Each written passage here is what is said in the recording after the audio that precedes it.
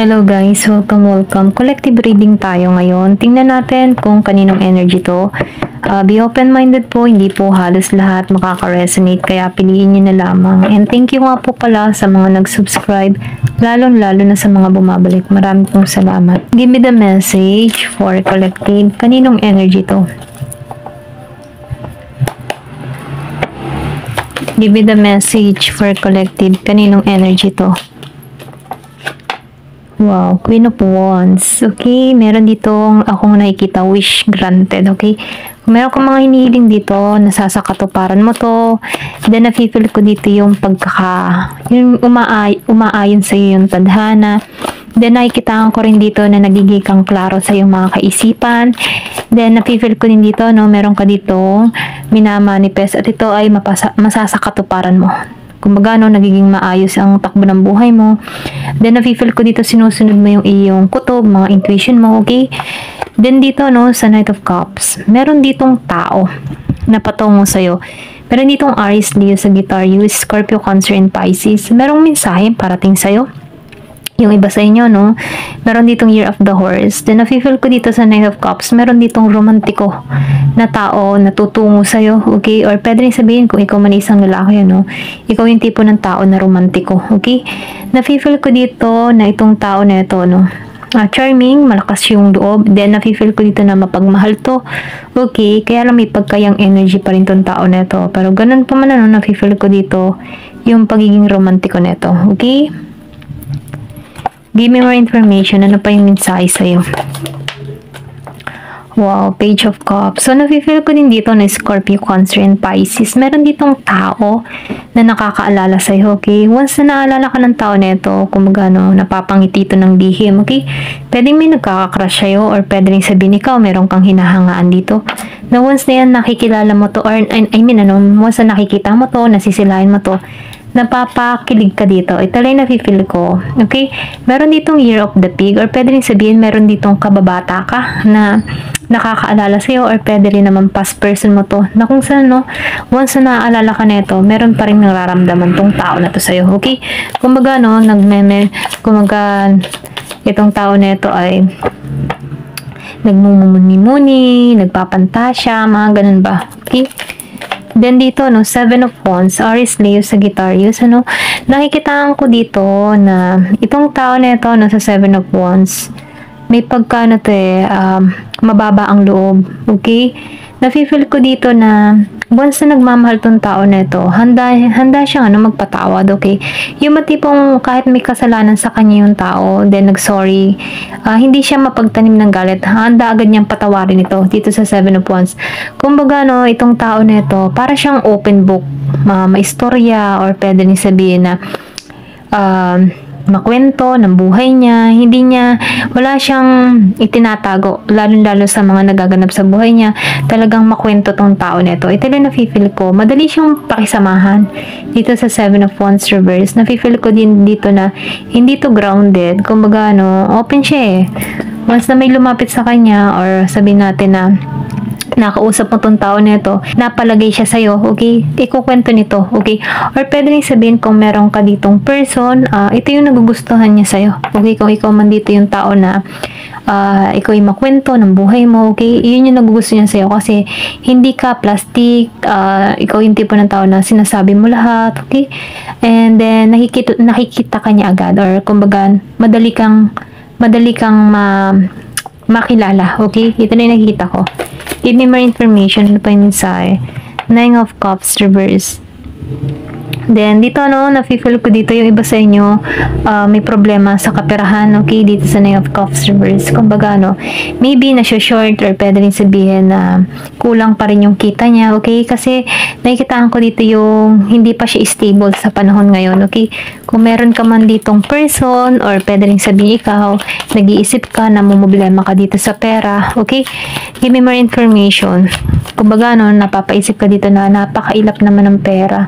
Kailan kaya babagsak ang pera? Mga ganun ba? Or pwede rin sabihin na kailan kaya ako magkakatrabaho? Kung wala kang trabaho, no, dito sa Nine of Cups. Kasi nafe-feel ko dito yung unstable ka eh. Kulang pa. Or pwede rin sabihin, ang mga kita mo hindi sapat. Ayan. Meron ditong 9 of swords. So, napifeel ko dito, no, yung iba sa inyo, nakabawi sa kanilang person, sa kanilang past, or pwede rin sabihin naka-moving on ka, nagkaroon ka dito ng kaliwanagan. Then, nakikita ko dito yung nagpapatuloy kumuli sa buhay mo, humahanap ka dito ng panibagong pananaw sa buhay mo, na kung saan, kung bakit ka sumusulong, okay? Then, napifeel ko din dito, yung iba sa inyo, balik alindog program, yung tipong ganun ba, binabago yung routine, okay? Nagpapakasaya, inaayos yung kanyang sarili, okay? Kasi, napifeel ko dito na pinapakawalan mo na, pinapalaya mo na yung sarili mo sa mga pangyayari, okay? Ituloy na kita ko kung meron ka mga mabibigat na problema, kumbaga hindi mo na to pinagtutuunan ng pansin kasi nakikita ko dito na ayaw mo nang may stress, okay? Give me more information. Nakita ko yung 555. Pakitingnan po sa angel number, 555. Meron ditong 5. Lumabas ang 5, okay? Dito sa 5 of Cups, napipil ko naman, yung iba naman sa inyo, Scorpio, Cancer, and Pisces, Gemini, Aquarius, and Libra. Yung iba sa inyo, nakatuon pa rin sa mga nawala or sabihin natin nakapokus pa rin siya sa past, hindi siya makamove on, nahihirapan siya sa sitwasyon, okay? Pero ganun pa man, minumungkahi dito sa'yo sa 5 of Cups na tanggalan mo yung mga negative naisipan, negative na isipan na kung saan humihila sa'yo. Kung bakit hindi ka nagpapatuloy sa buhay or pwede rin sabihin na ito yung blockage para, alam mo yung tipo na hindi ka makahanap ng bagong pananaw or pwede rin sabihin ito yung blockage sa'yo para walang pumasok na ideas, okay? Kasi hindi makapasok yung creativity mo, yung new ideas kasi nakatuon ka sa mga nawala Ito lang nakikita ko, nakatuon ka sa mga masasakit na pangyayari or pwede rin sabihin nakatuon ka pa rin sa yung past person or pwede rin sabihin nakatuon ka pa rin sa mga nawala sa'yo, okay?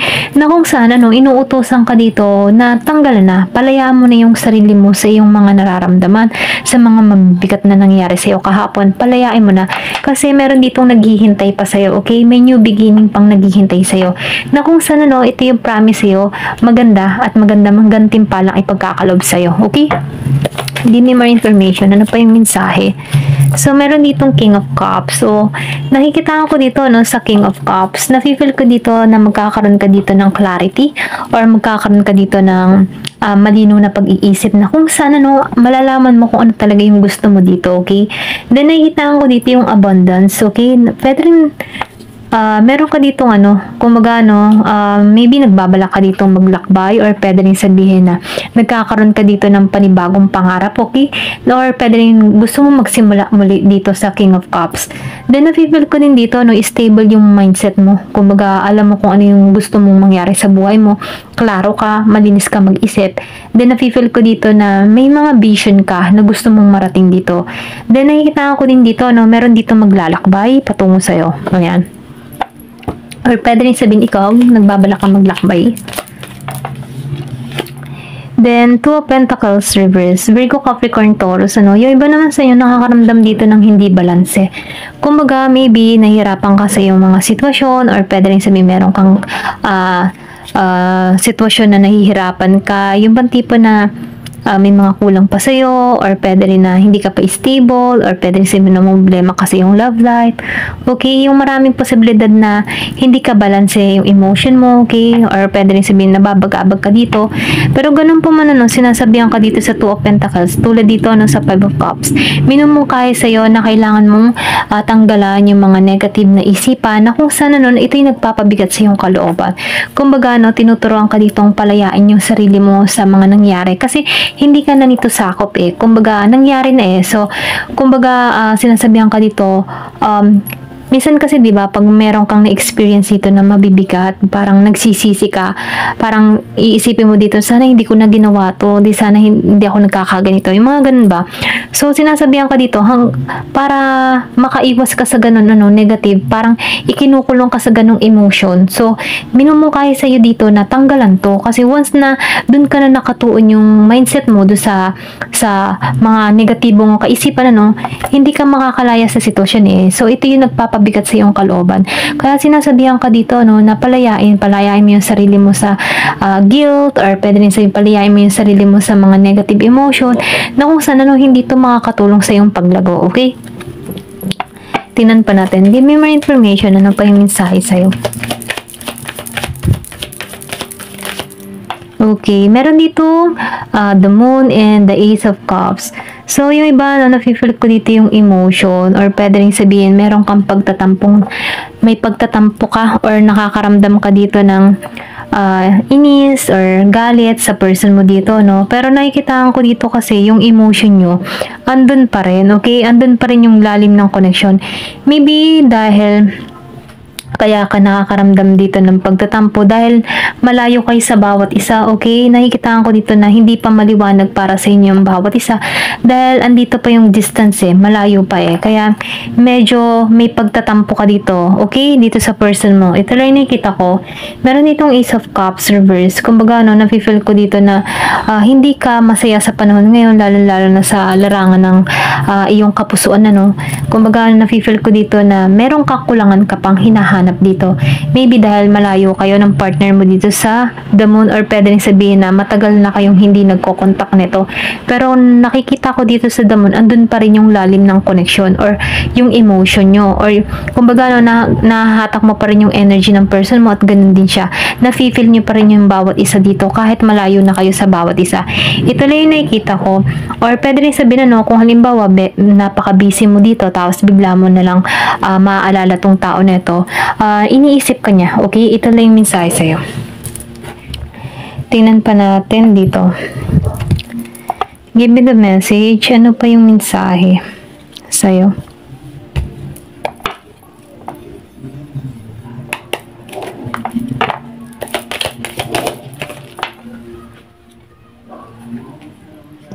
Yung kanina sinabi ko, Year of the Pig. So, dito nga, confirmation, may pig dito.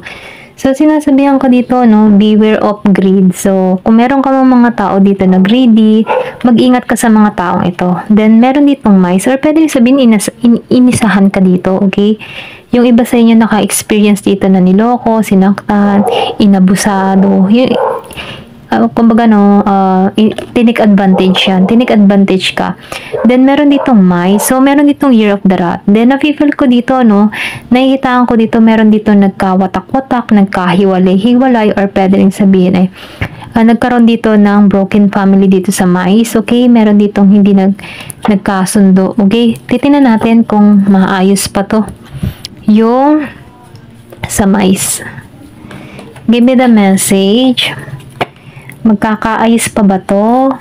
Itong mice. Ayan. Yung broken family. Yung paghihiwalay ng bawat isa. Maayos pa ba to? Give me more. Ayan. Tumusik agad. Ang bilis.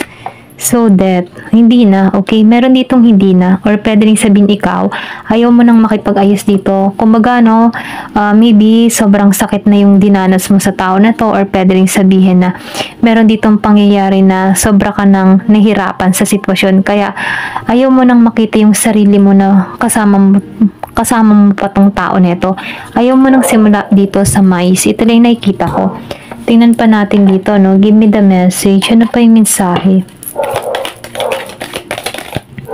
Meron ditong beetle. So, nakikita ko dito yung magandang kapalaran naghihintay sa'yo. Then, karera, nafe-feel ko dito yung iba sa inyo, mas nakapokus sa karera ng kanyang buhay. Kumbaga, dun mo lang pinagtuunan yung sarili mo, dun ka nag-focus or pwede rin sabihin, nagpapayaman ka dito, okay? Give me more information. Ano pa yung mensahe sa'yo? Kaya siguro sinabihan ka dito ng beware of greedy, kasi mas nakapokus ka dito sa iyong karera, okay? So, sinasabihan ka dito, minsan magpahinga ka din, or pwede rin sabihin, mag-relax ka din, okay? Give me more information. Ano pa yung mensahe sa'yo dito? Ayan. Meron ka ditong dragon. Wow. Beware of self-delusion. So, nakikita ko dito, meron ka ditong maybe meron kang iniisip or pwede rin sabihin, nagkakaroon ka dito ng self-sabotage sa iyong sarili, okay? Or pwede rin naman sabihin na ang daming gumugulo sa kaisipan mo. Ito lang yung nakikita ko, may mga nagpapantasya or pwede rin sabihin nag-i-illusion ka, okay? Or pwede rin sabihin may gumugulo sa kaisipan mo kung bakit hindi ka nagpapatuloy dito, okay? Or pwede rin sabihin, sinasabihan ka dito, mag-ingat ka din dito, sa Year of the Dragon. Kumbaga, meron tong hatid na illusion or maybe may sabotage na nangyari dito, okay? Then dito ano sa mountain, so nakikitaan ko dito no, ma-overcome mo lahat ng challenge na dumarating sa buhay mo. Kung ano man yung mga kinakaharap mong pagsubok, malalampasan mo to, okay? Give me more information. Ano pa yung mensahe? Then, meron ka ditong hints. Nafe-feel ko dito, yung iba sa inyo, meron ditong tulong na parating sa'yo. Okay, kung ikaw man nangangailangan ng tulong, meron ditong tao na patungo sa'yo, or pwede rin kung wala ka man trabaho, meron ditong oportunidad na parating sa'yo, no? Na kung saan ito yung makakatulong sa iyong sitwasyon. Or pwede rin meron ditong tao na magbibigay sa'yo ng guidance. Okay? Whale. So, meron ditong whale. So, nakikitaan ko dito, sinasabihan ka dito na huwag ka masyadong mag-alala. Okay? Kumbaga, tanggalan mo muna lahat ng iyong mga alalahanin. Okay? Meron ditong yoke. So, nafe-feeling ko dito, yung iba sa inyo feeling frustrated or pwede rin sabihin nakakaranas ka dito na bakit walang nangyayaring maganda sa buhay ko? Bakit ganito pa rin ang buhay ko? Mga ganun-ganun pa. So, sinasabihan ka dito, huwag ka masyadong mag-isip ng mga kung ano-ano. Kung hindi pa nagiging mapalad ang iyong buhay, okay? Sinasabihan ka lang dito na meron at meron ding darating yung para sa'yo. Kumbaga, yung swerte na parating ay may kanya-kanyang oras. Maybe ngayon hindi ka pa pinapalad, pero malay mo bukas or mga isang araw o mga ilang buwan, dumating yung swerte patungo sa'yo. Kasi minsan ang swerte hindi mo aakalain yan eh. Minsan yan ay biglang sorpresa na hindi mo inaasahang ikaw pala ay magiging mapalad sa ganung sitwasyon, okay? Kasi ang swerte ay biglaan yan eh. Hindi mo inaasahan kung paano ito darating sa buhay mo, okay?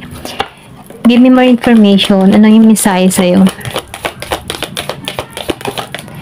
Then, meron ka dito na bridge. So, nakikitaan ko dito yung tagumpay na parating sa'yo.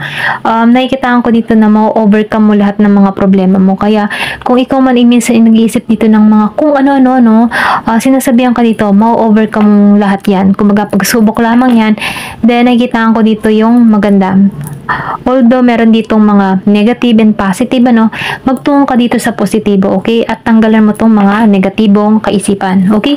Para na sa ganun, ang tagumpay ay mailahad sa'yo or makamit mo. Kumbaga, ang tagumpay kasi ng isang tao ay kung ikaw ay palaging positibo or kung paano mo i-handle ang iyong sitwasyon, okay? Ayan, hanggang dito na lamang po. Thank you for watching. Love and peace.